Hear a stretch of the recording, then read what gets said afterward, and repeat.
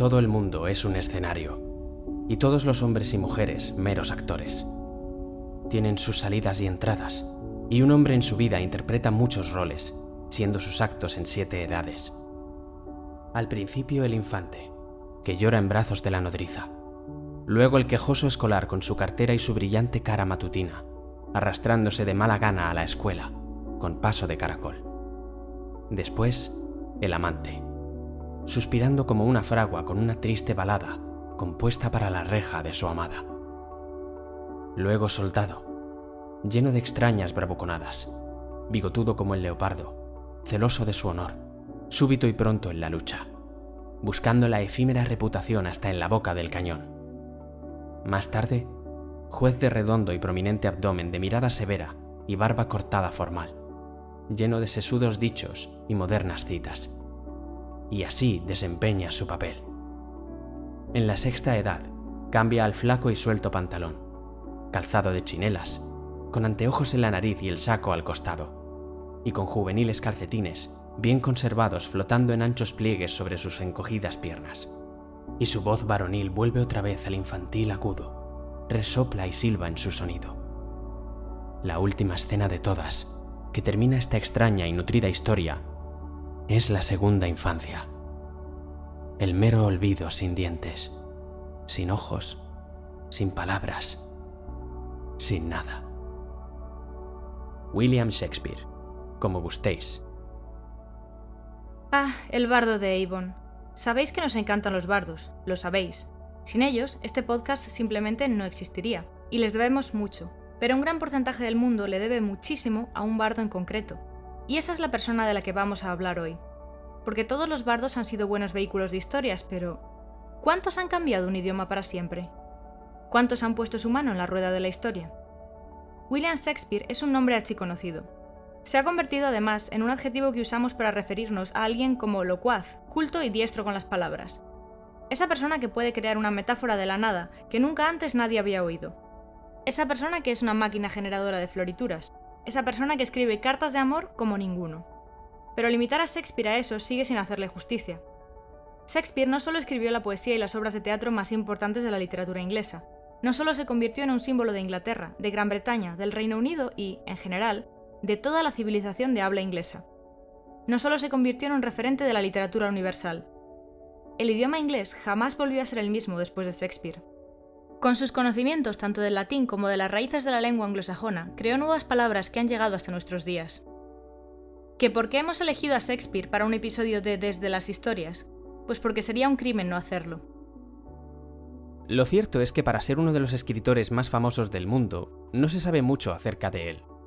Nació en Stratford-upon-Avon en 1564. Se casó con Anne Hathaway, sí, se llama igual que la actriz, y tuvo 3 hijos, de los cuales uno falleció a los 11 años, el pequeño Hamnet.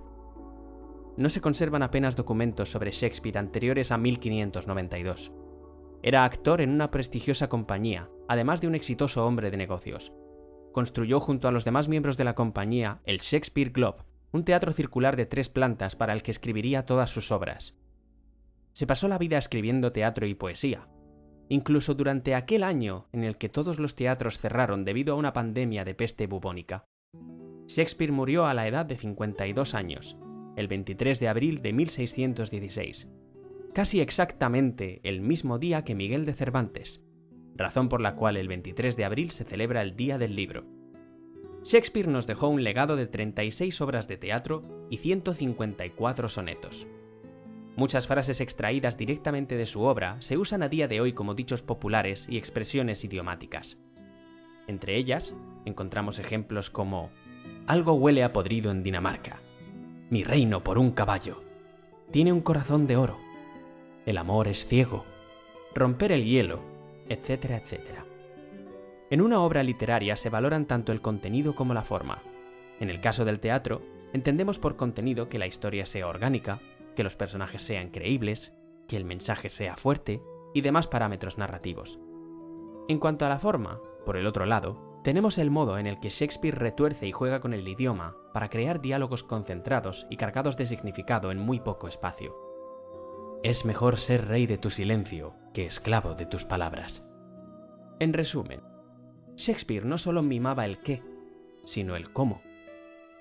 Si tuviéramos que clasificar sus obras de teatro, tendríamos que hacerlo en 3 bloques: históricas, comedias y tragedias.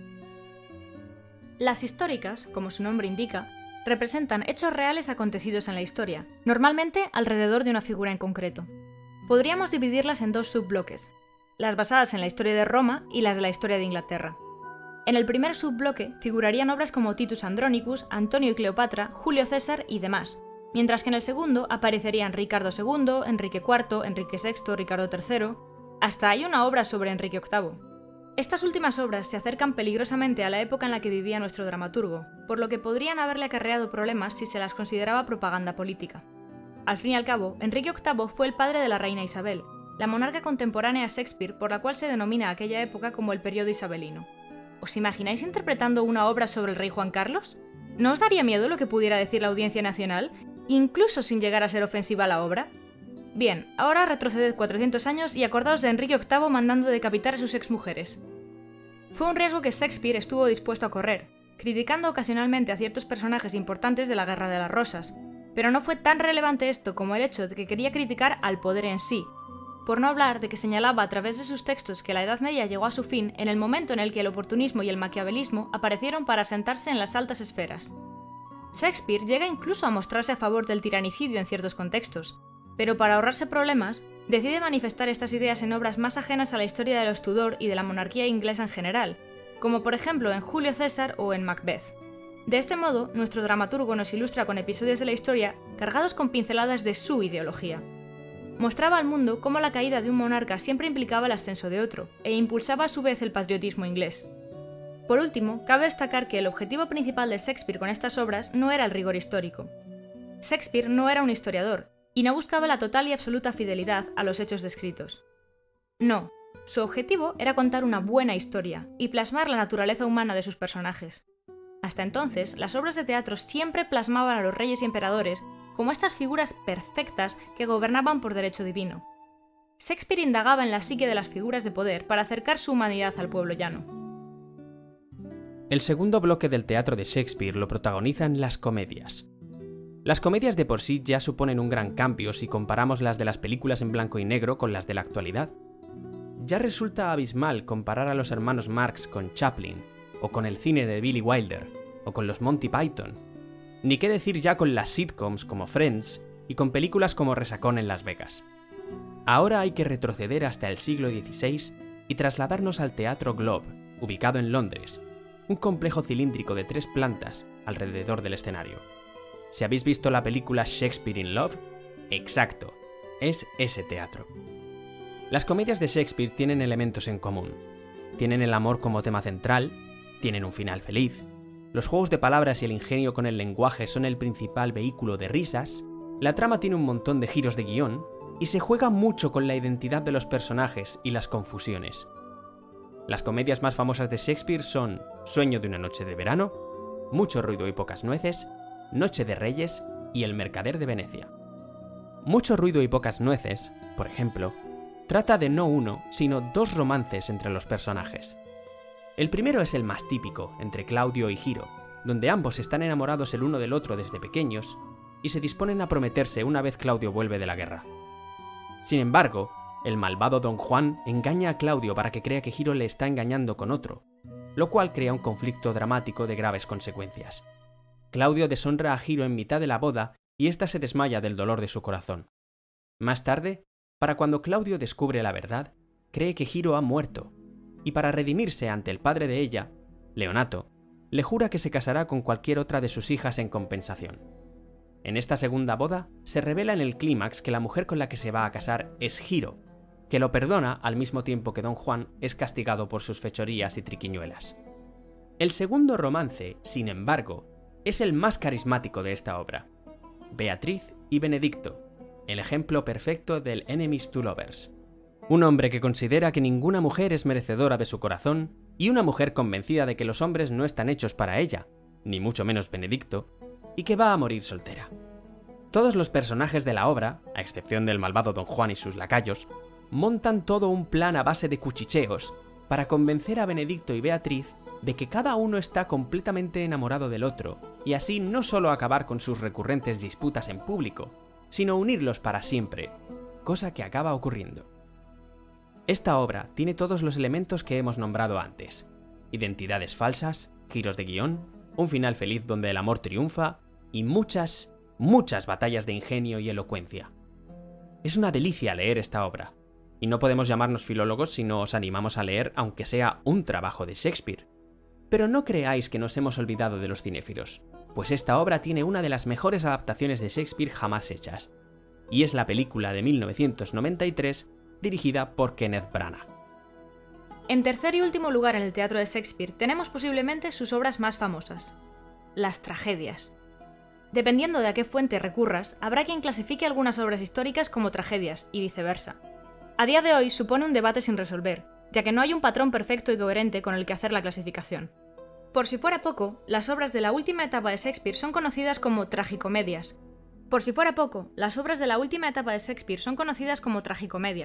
Obras dramáticas que tienen un final feliz. Pero no son esas obras las que nos conciernen ahora.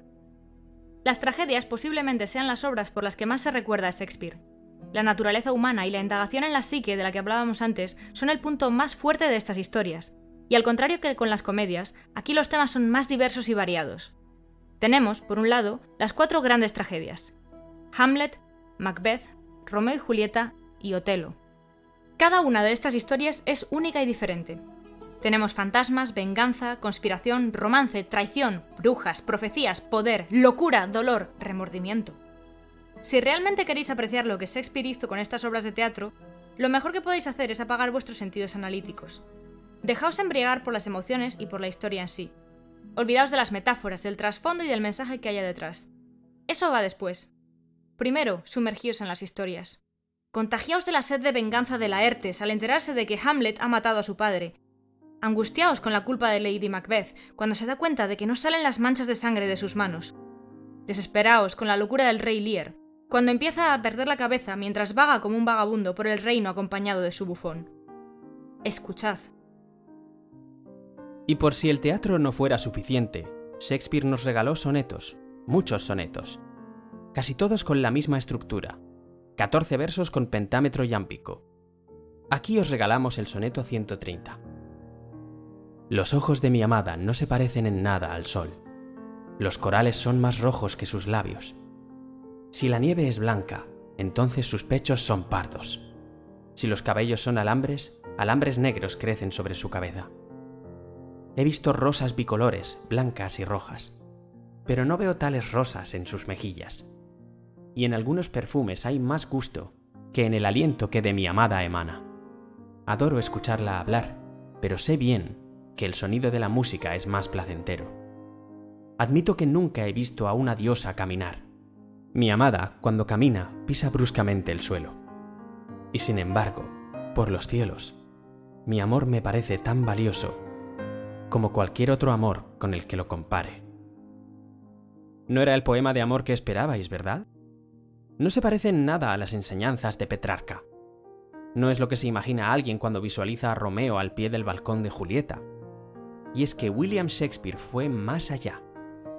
Igual es difícil animar a alguien a leerse una obra entera de teatro, pero todos los sonetos están en internet y tardan lo mismo en leerse que la frase motivadora de un sobrecillo de azúcar. Más razón aún para animaros a que les deis una oportunidad. Incluso sin este programa, hay una realidad en nuestra sociedad, y es que uno no puede escapar de Shakespeare. Está en todas partes y te lo has cruzado alguna vez, quieras o no. Si has visto El Rey León, conoces la historia de Hamlet. Si has visto Los Simpson, los guionistas nunca desaprovechan una oportunidad para dar alguna que otra pincelada cultural y literaria al episodio. El legado de Shakespeare es tan poderoso que se mantiene vivo en nuestra cultura actual. En el año 2012, se celebraron los Juegos Olímpicos de Londres. Durante ese año, el Shakespeare Globe volvió a abrir, no solo como el museo que es a día de hoy, sino como teatro al más puro estilo shakespeariano. Durante meses, docenas de obras fueron representadas por gente de todo el mundo en el Globe, consiguiendo que la pasión por William Shakespeare uniese a un montón de naciones bajo un mismo palco. Muchas de esas representaciones fueron grabadas por varias cámaras para luego ser editadas en DVD y son asequibles a día de hoy. No solo fueron representadas en inglés, sino en las lenguas maternas de las compañías que también participaron. Si eso no hace de Shakespeare un fenómeno mundial, no sé yo qué lo hará. Excepto que sí lo sabemos: el cine. No podía faltar. Hay más adaptaciones cinematográficas de obras de Shakespeare de las que podemos hablar aquí. Como todas las adaptaciones, algunas son muy fieles, otras no tanto. Otras llegan a ser experimentales y salen bien, mientras que otras salen mal. Y no hablemos ya de los retellings. A día de hoy, cada vez hay más pasos y accesos variados para quienes quieren iniciarse en la obra del dramaturgo, y el cine suele ser de los preferidos. Hay un principio que nunca ha decaído desde el siglo XVI, y es que Shakespeare es para todos. Lo único que hay que hacer para que siga sobreviviendo es que haya un Shakespeare para cada generación. En el mundo de las adaptaciones fieles, volvemos a una de las figuras que hemos mencionado antes. Kenneth Branagh es uno de los mayores cineastas en cuanto a los clásicos de la literatura inglesa.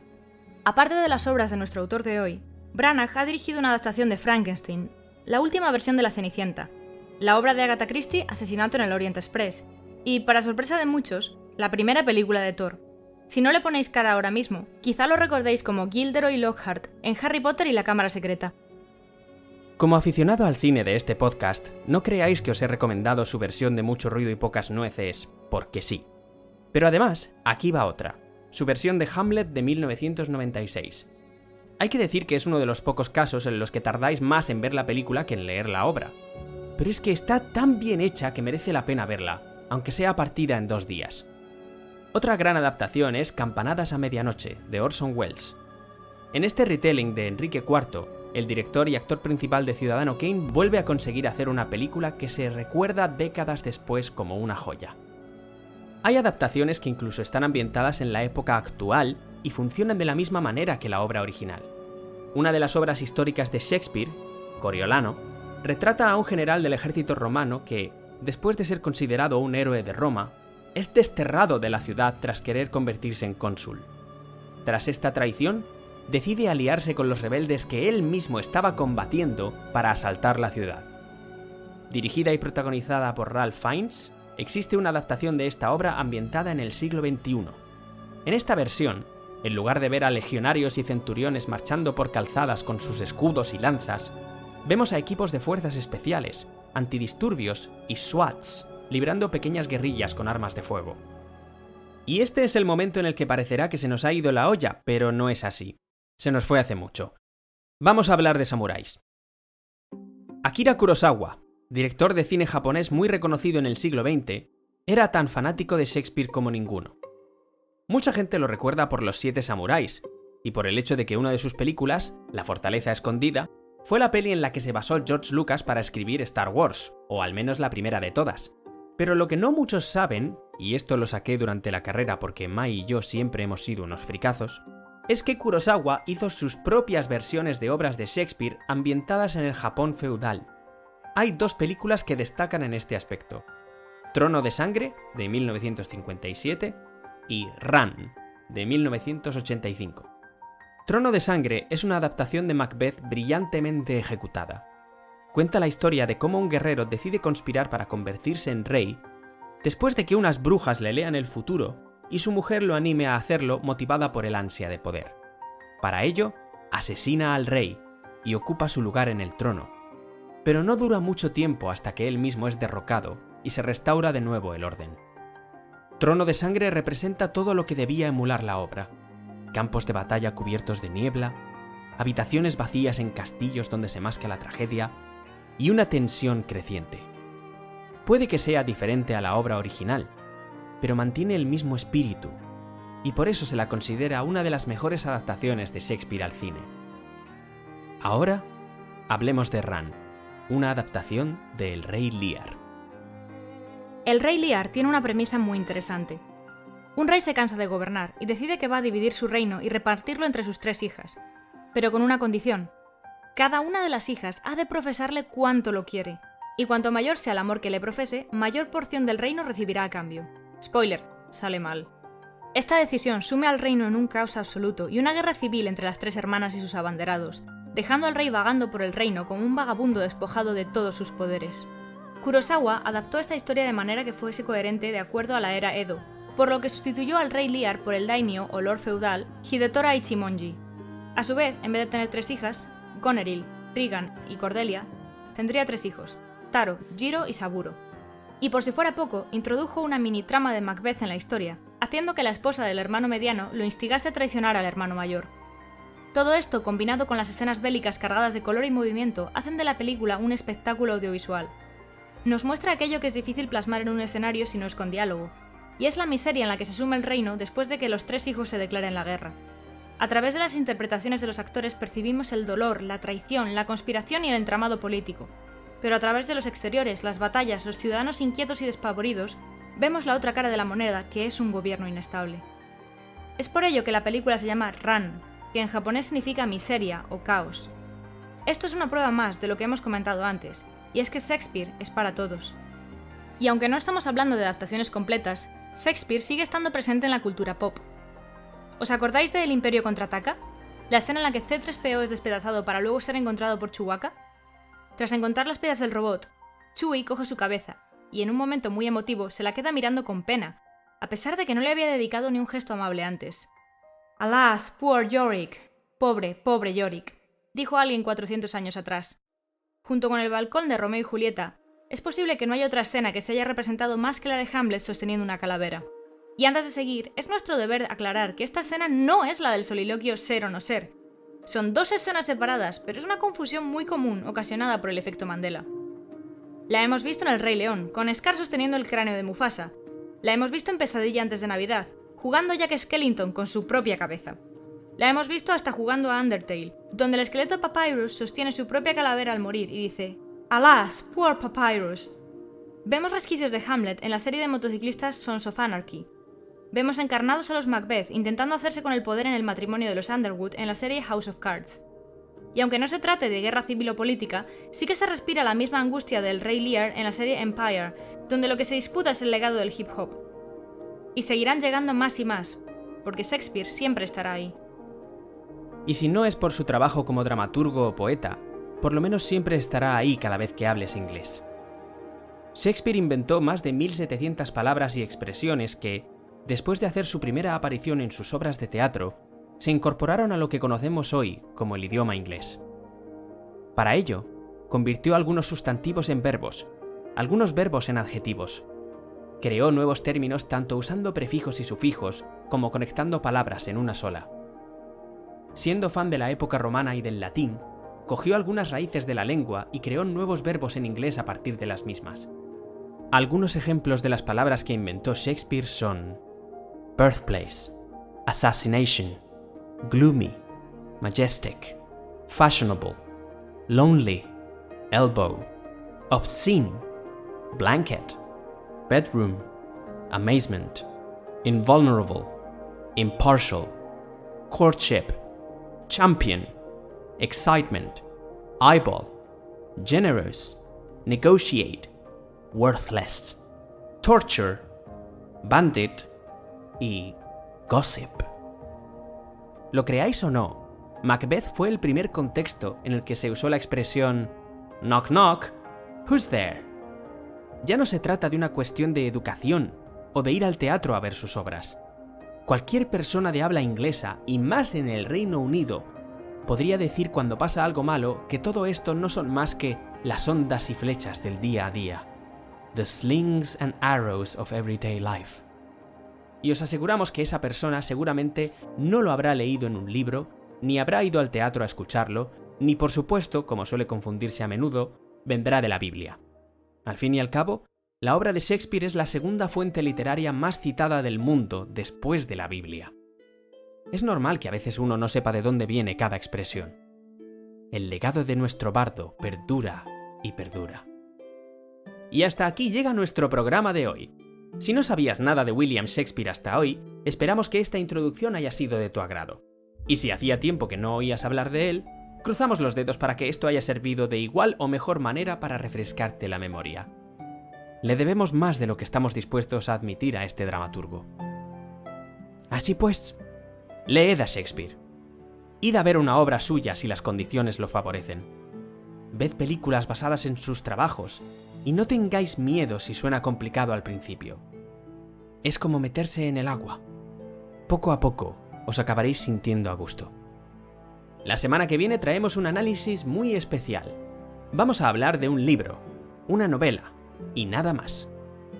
Esta historia no tiene adaptación aún, así que no tenemos nada con lo que compararla. Pero sí tenemos mucho que desmenuzar y alabar de este libro. Se trata de El Imperio Final, de Brandon Sanderson, primera entrega de la saga Nacidos de la Bruma. Os advertimos de antemano que habrá spoilers, por si alguno todavía está en proceso de leérselo.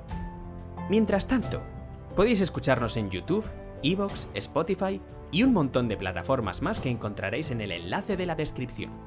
Y esto es como vuestra postura para leer o ver películas y series, lo que sea más cómodo para vosotros. Seguid leyendo y disfrutando del arte. Seguid compartiéndolo con la gente que os importa. Y compartid nuestro podcast, ya que estáis. Sí, la verdad es que eso estaría guay. Gracias por volver a escucharnos.